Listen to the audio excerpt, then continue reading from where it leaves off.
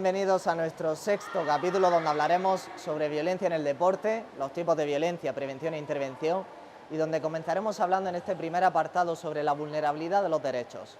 Evidentemente, cuando se ejerce cualquier tipo o acto de violencia, se vulneran los derechos humanos de la persona y especialmente en nuestro contexto deportivo y referido también a la infancia y a la adolescencia. En este sentido, para prevenir dichas cuestiones y preservar los derechos del menor, debemos de partir sobre 4 ejes fundamentales. El primero de ellos partiríamos del concepto de la no discriminación, donde habitualmente encontramos numerosos actos de violencia con valores supuestamente educativos, como por ejemplo humillaciones, reproches, a través de la palabra, donde por el momento evolutivo y desarrollo del menor parecen en cierto modo aceptados, pero que evidentemente en el mundo adulto no se aceptarían ni tolerarían.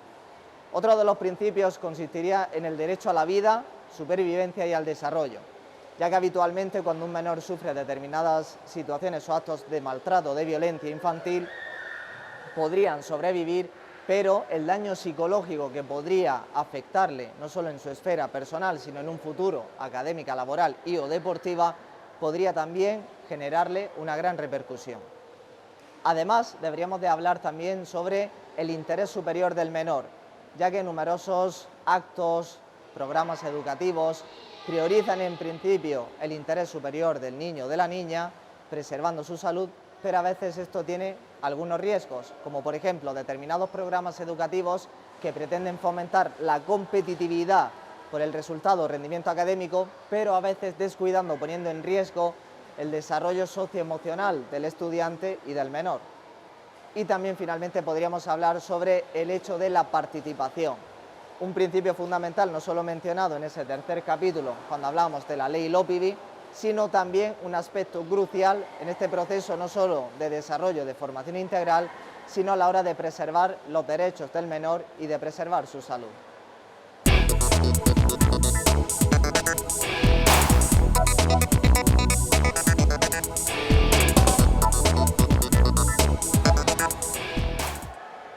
Así pues, en este segundo apartado sobre daño y abuso del poder, podríamos comenzar hablando que un primer elemento a la hora de hablar de la violencia sería si la acción puede poner en riesgo o vulnerar los derechos humanos de la persona. En este sentido, deberíamos de destacar que hay que saber diferenciar entre el daño percibido y el daño recibido, ya que hay circunstancias como por ejemplo una enfermedad, un acontecimiento traumático, un fenómeno meteorológico, que puede causar daños muy perjudiciales en el bienestar de la persona o del menor, incluso irreparables, pero no por ello se achacarían a situaciones de violencia. Un segundo elemento a la hora de hablar de violencia podría ser el abuso o mal uso del poder, refiriéndonos a aquella circunstancia en cuanto a abuso sobre la influencia que podemos ejercer en la vida de una persona, llámese en la esfera deportiva, académica o personal, y cómo su impacto puede ejercer un enfoque constructivo o destructivo.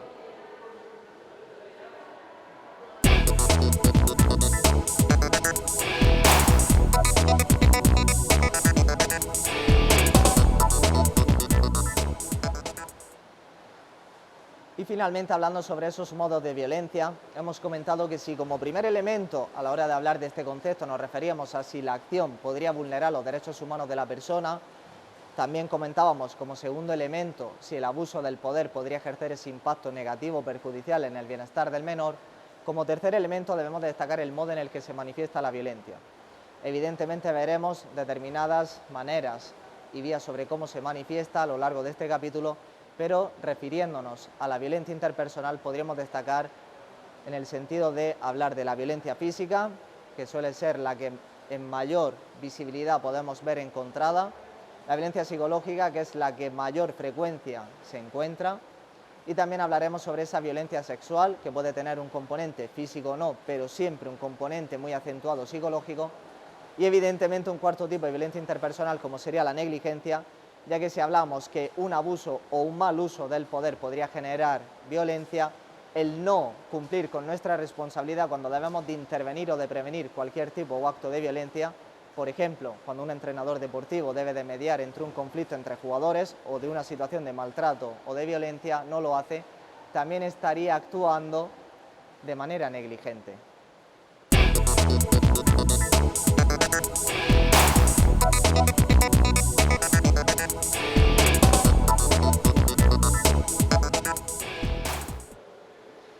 Así pues, dentro de los tipos de violencia interpersonal podríamos comenzar hablando de la violencia física, donde suele ser la que mayor se observa a nivel de manifestación, con un gran componente fisiológico y que ejerce un impacto muy perjudicial en la salud del menor. En este sentido, podremos encontrar numerosos errores a la hora de justificar una posible conducta de violencia física, y es que habitualmente como primer elemento solemos encontrar que se suele utilizar como una vía de educar. Como segundo elemento podríamos encontrar que se le intenta justificar el tipo de violencia física como una promoción de la corrección de una determinada conducta o cuando pretendemos enseñar determinados valores al menor. Y como tercer elemento podríamos destacar que se intenta hacer legítimo la propia actuación de la violencia física para la propia mediación o solución de conflictos en cuanto al menor.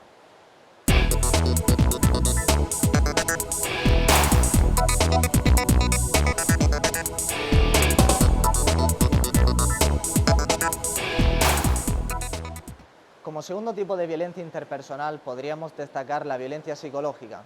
ya que debemos de destacar que como violencia psicológica se nos define sobre el gran impacto socioemocional que puede ejercer sobre el menor y donde tanto violencia física, violencia sexual y negligencia presentan un gran componente psicológico. Pero también podemos encontrar determinados tipos de violencia psicológica puramente en cuanto a la palabra, con determinados tipos de humillaciones, comentarios que pueden afectar al menor, a través también de determinados tipos de comportamiento, sobre gritos, insinuaciones, comunicación no verbal, como mirada desafiante, mal gesto, mirada de incluso de asco, de desprecio, e incluso también a través de una posible negligencia psicológica cuando intentamos hacerle ese vacío al menor. Normalmente podemos encontrar que la mayoría de los casos de violencia psicológica se manifiestan entre vínculos muy estrechos con el menor y que también no solo lo podemos encontrar en el contexto deportivo, sino también en la esfera educativa, en la esfera personal, en la esfera familiar, y donde también podríamos encontrar dos determinados tipos de violencia psicológica muy comúnmente encontrados, como podrían ser la sobreprotección, lo cual no permite desarrollar todas las capacidades, autonomía independiente y formación integral del menor, y ese exceso de exigencia también podría ser una manera de violencia o de maltrato psicológico que podría repercutir en nuestro menor.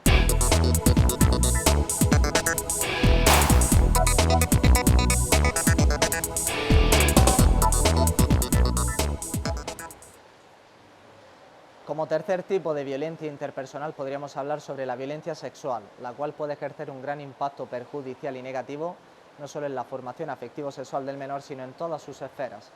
En este sentido, la violencia sexual puede tener un componente físico o no, pero sí que es cierto que tiene un componente muy acentuado a nivel psicológico. En este sentido, debemos de considerar la violencia sexual a través del daño recibido, ya que si no podríamos dejar de pasar numerosas cuestiones muy importantes y quitarle hierro a numerosos casos de abuso sexual infantil, y también debemos de considerarlo en un abanico muy amplio, no solo, por ejemplo, desde una perspectiva de género, como veremos a continuación, sino en una envergadura mucho mayor. En este sentido, podríamos destacar que el tipo de violencia sexual puede manifestarse a través de bromas, humillaciones, insinuaciones, ¿vale?, para obtener un posible beneficio afectivo sexual del menor, a través de observar a menores, por ejemplo, con poca ropa o sin ropa, para intentar recrearse, obtener un beneficio personal, que sería considerado como voyerismo. También podríamos considerar determinados besos, caricias, con determinados componentes o condicionantes sexuales. Además, podríamos considerar otro tipo de ejemplos, como determinado tipo de contenido erótico infantil, el hecho de determinados tipos de masturbación, exhibicionismo, a veces obtener o grabar imágenes o vídeos de menores sin su consentimiento con fines lucrativos o para obtener otro tipo de beneficio económico personal. Y en este sentido también, incluso a la hora de establecer posibles relaciones sexuales con menores, todo este tipo de manifestaciones las englobaríamos dentro de la violencia sexual. Pero más allá deberíamos de considerar como mayor extremo la explotación sexual, definida cuando, por ejemplo, una persona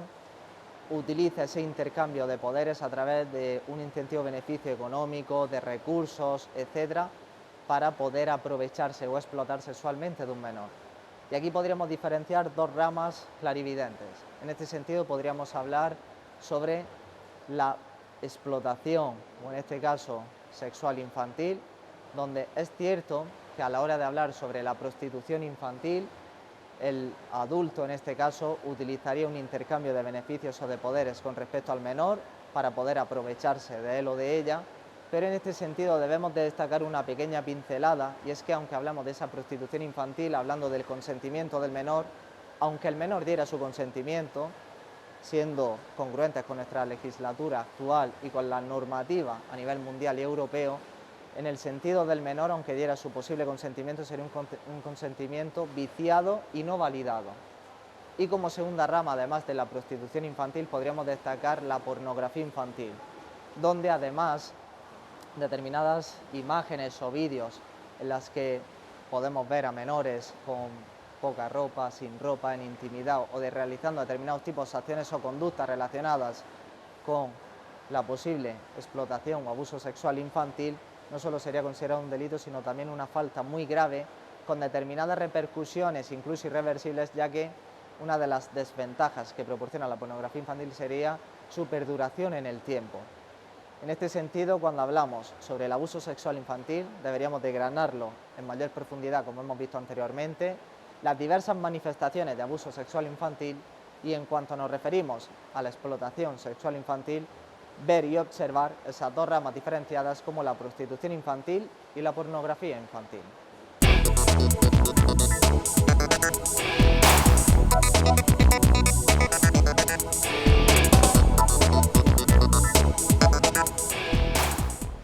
Y como cuarto tipo de violencia interpersonal veríamos la negligencia. Evidentemente, la falta de acción a la hora de prevenir cualquier tipo de maltrato o violencia infantil sería considerada como negligente. En este sentido, por ejemplo, si las entidades públicas no garantizan los medios y recursos apropiados para prevenir cualquier tipo de violencia o maltrato infantil y promover entornos seguros de la práctica deportiva, estarían actuando de una manera negligente. Pero además la negligencia podríamos encontrarla en el ámbito familiar, en el ámbito educativo, cuando por ejemplo un profesor o profesora no media en un posible conflicto entre alumnado considerando que no es competencia suya, y en el contexto deportivo cuando también, como mencionábamos anteriormente, un entrenador deportivo o técnico no media o actúa a la hora de paliar o de gestionar una posible situación de violencia o de maltrato entre sus propios deportistas.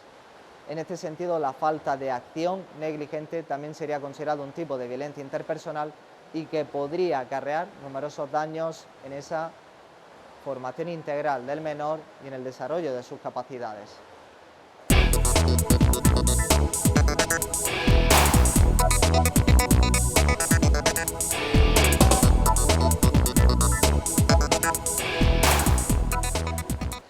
Sucesivamente, además de comentar y especificar los tipos de violencia interpersonal, hablaremos ahora sobre los tipos de violencia contextual. Otro tipo de violencia que puede manifestarse a través de la violencia de género, la violencia institucional,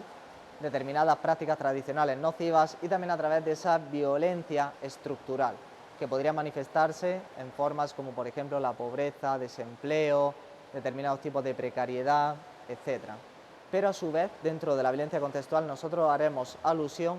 al bullying y al ciberbullying, donde evidentemente a día de hoy son dos principales ejes de mayor preocupación a nivel sociocultural y donde podremos comentar hablando sobre el acoso escolar o bullying, en el cual se produce un daño físico, psicológico, de manera reiterada hacia el alumnado en este caso, y donde podríamos destacar que los tres componentes principales del bullying podrían ser el daño, la intencionalidad y la reiteración de la conducta. Además, el bullying no solo se puede producir en el ámbito educativo, sino también en el ámbito deportivo o de otra índole, donde aquí podríamos destacar, ligado al concepto de bullying, el ciberbullying o acoso cibernético, que puede manifestarse a través de las redes sociales, mensajería, nuevas tecnologías, contenido online, videojuegos, y donde a su vez presenta unas características específicas, ya que el daño que sufre el menor puede recibir este tipo de mensajes amenazantes, de menosprecio, etcétera, a cualquier hora del día, determinadas maneras también sobre las cuales puede recibir este tipo de daño y que también pueden perdurar en el tiempo. En este sentido, tanto bullying como ciberbullying pueden producir daños en el menor en todas sus esferas, como temor, alteración de su rendimiento escolar, físico y deportivo, también ese déficit o dificultades a nivel de habilidades interpersonales y de comunicación,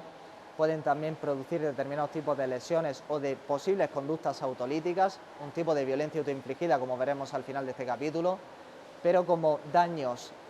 en mayor consecuencia y severa a nivel irreversible, podríamos destacar el determinado desarrollo de un problema psicopatológico, como bien mencionábamos en el cuarto capítulo a la hora de hablar sobre salud mental, un determinado tipo de trastorno mental grave. También puede afectar de manera irreversible en su futuro, a nivel personal, social, académico y laboral, y también puede generar a medio y largo plazo el posible riesgo de que esas conductas autolíticas generen un posible de ideación, conducta suicida y que finalmente pueda desencadenar en este tipo de dificultad, como desarrollaremos en profundidad en el séptimo capítulo.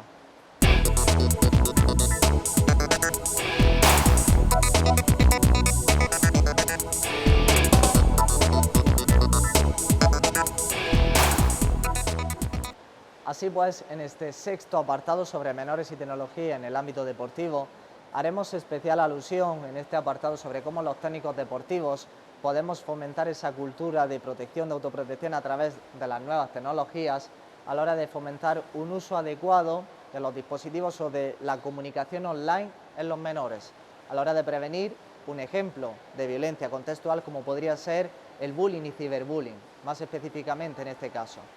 Así pues, algunas de las recomendaciones que podríamos hacerle a nuestros técnicos deportivos y entrenadores podría ser el hecho de no excluir a nadie, utilizar listas de difusión, promover determinados tipos de normas de funcionamiento interno y pactos a la hora de las prohibiciones, intentar no interactuar con menores de 14 años, no publicar imágenes sin su consentimiento, intentar no hacerse amigo de los menores a través de las redes sociales.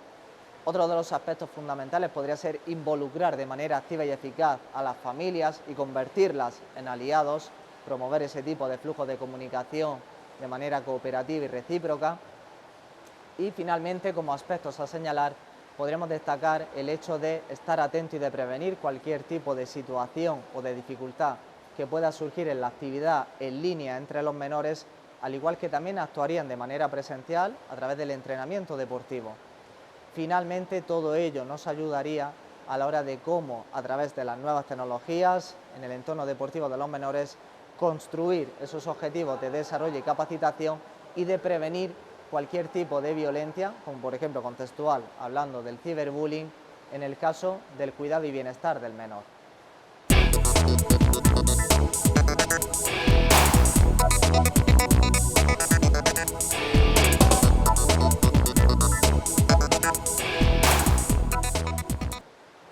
Y finalmente, a la hora de hablar sobre un determinado tipo de violencia, nos vamos a referir a la violencia autoinfligida, en la cual podemos definirla sobre toda acción que lleva a cabo una persona para hacerse daño, no solo a nivel físico, sino emocional, y que puede desencadenar determinadas repercusiones muy severas a medio y largo plazo. En este sentido, la violencia autoinfligida puede manifestarse a nivel fisiológico, como por ejemplo determinados tipos de golpes, arañazos, etc., y a nivel comportamental, como por ejemplo ideas de desesperanza, baja autoestima, sentimientos de culpabilidad, etc., y que todo ello puede acarrear en un posible problema psicopatológico, enlazándolo con nuestro cuarto capítulo, y que también puede tener una cierta comorbilidad con otro tipo de violencia, contextual, interpersonal, y desencadenar en uno de los aspectos principales, capítulo que desarrollaremos a continuación, sobre posibles conductas autolíticas, posible ideación e intento de suicidio y cómo abordar esta cuestión, cómo es el suicidio, de manera responsable y eficaz, y que veremos en el capítulo 7.